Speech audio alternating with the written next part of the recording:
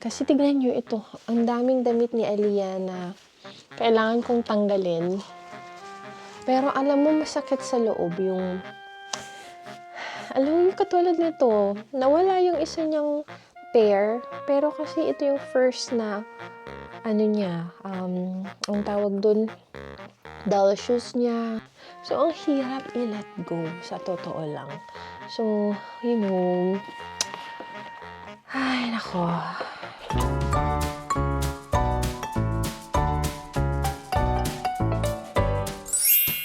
Hello, family! Welcome! Second day ng ating spring clean. Ayan, so, samahan niyo ako ngayong araw.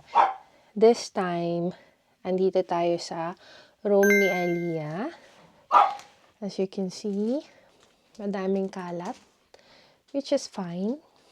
Ayan. Pero kailangan kong maglinis, mag-dust, tanggal-tanggal ng mga agyo-agyo, tsaka kailangan ko ding i-hoover. Ayan, una sa lahat ang gagawin ko ay tatanggalin yung mga hindi na kailangan at hindi ginagamit ni Aliyah nang mai-donate natin sa charity. Ayan, may mga bagay siya na hindi na niya ginagamit, hindi niya kailangan. So, gusto kong magtanggal. So, tara, samahan niyo na ako, no? Kasi tignan niyo ito, ang daming damit ni Aliyah na kailangan kong tanggalin. Pero alam mo masakit sa loob yung, alam mo katulad nito, nawala yung isa niyang pair, pero kasi ito yung first na, ang tawag dun, doll shoes niya. So, ang hirap i-let go. Alam niyo yun. Tapos dito, may mga sapatos siya dito na ang liliit. Hindi na kasya sa kanya. Ito binili namin sa Philippines. Barbie baby na, look, flat shoes. Ang ganda. Tapos ito yung pinakauna niyang trainers or yung, rubber shoes.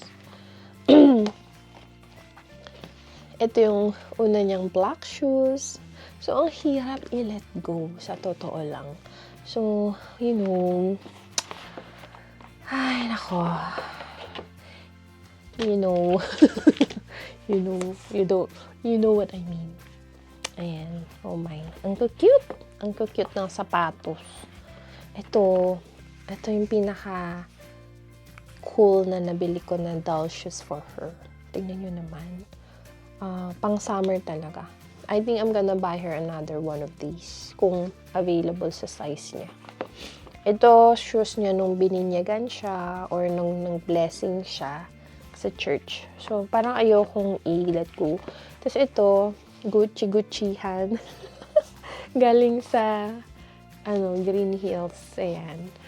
Ang cute lang nito noon Gucci. Kala mo naman totoo. Tapos may belt siya.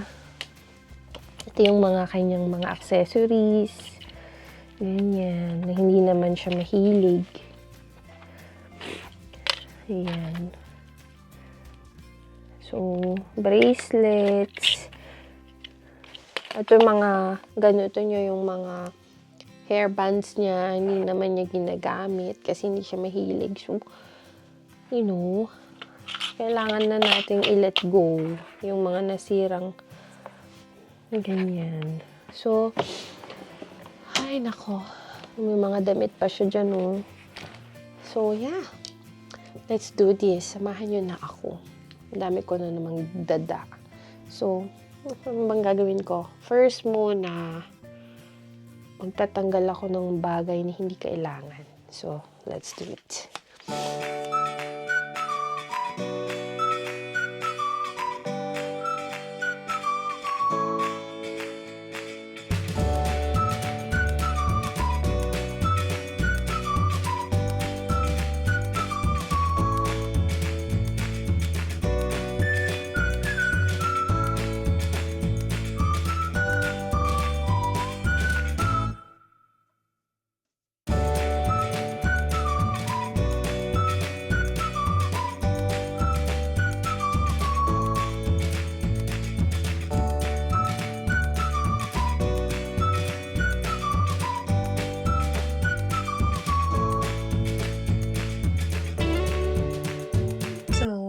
naman ay ilalagay natin itong measuring for Aliyah's height. So, para siyang height measurement, pero parang nakalagay siya dyan permanently para paglaki niya, makikita niya yung, kunyari maglalagay kami ng date, no? Yung birthday niya, second birthday, ganito yung height mo, third birthday, hanggang sa lumaki siya. So, hopefully, this one na nilalagay ko ay mag-last until siya ay tumanda.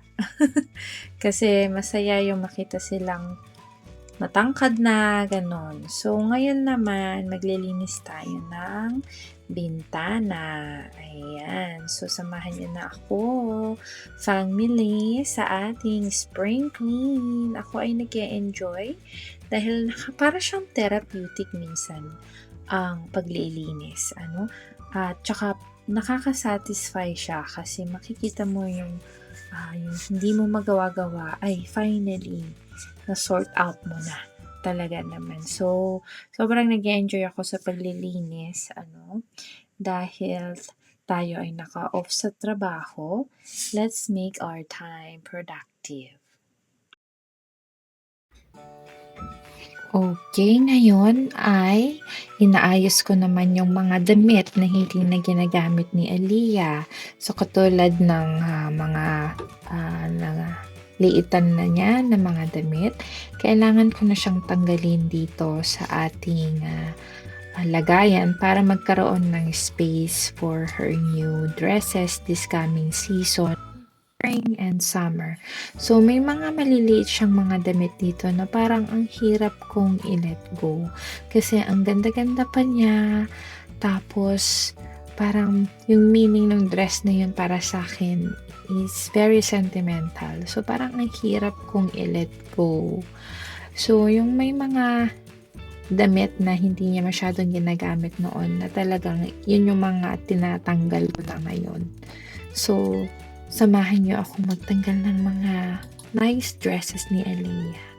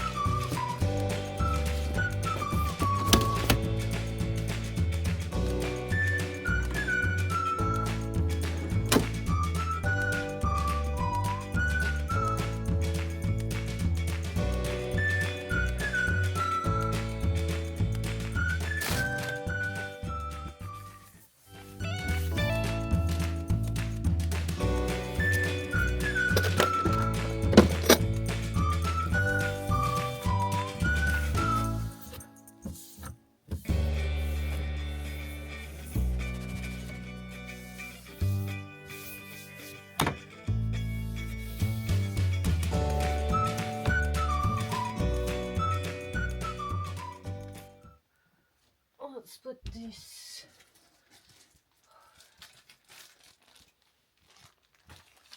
here. Picture. Buksan natin.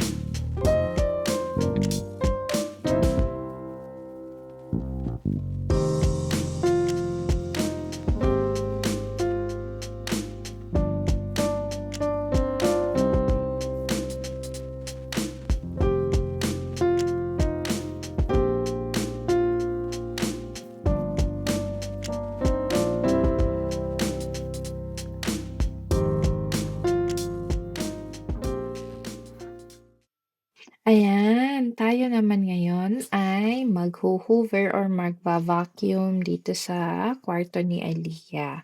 Actually, itong kwartong ito ay mostly play area or nursery niya. Never siyang natulog dito kahit nap lang kasi we keep her next to us, kapag sa gabi and 'pag nagnanap siya madalas dun ko na lang siya sa sofa nilalagay.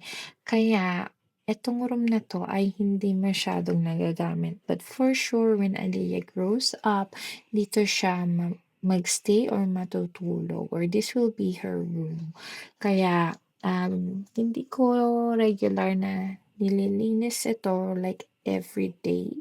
But I make sure na it's always tidy and free of choking hazard or anything na hindi magandang na pwedeng makaaksidente sa baby. So I make sure that this is always organized and safe. Malapit na tayong matapos sa paglilinis, pag-o-organize, at pagtatabi ng mga bagay-bagay na hindi na kailangan dito sa kwarto ni Aliyah. Ayan, so medyo nagpupunas-punas lang ako, nagtatanggal ako ng mga dust. Okay, tapos na tayong mag-declutter. So, ayan. Ito na ang ating finished product. So ayan, malinis na, maayos, organized, at natanggal ko na rin yung mga bagay na hindi na kailangan ni Aliyah. So medyo happy na ngayon ang momshi dahil sa wakas tayo ay nakapaglinis, nakapag-organize dito sa kwarto ni Aliyah. And yan, nakalagay na yung kanyang photo. Till our next vlog. Bye!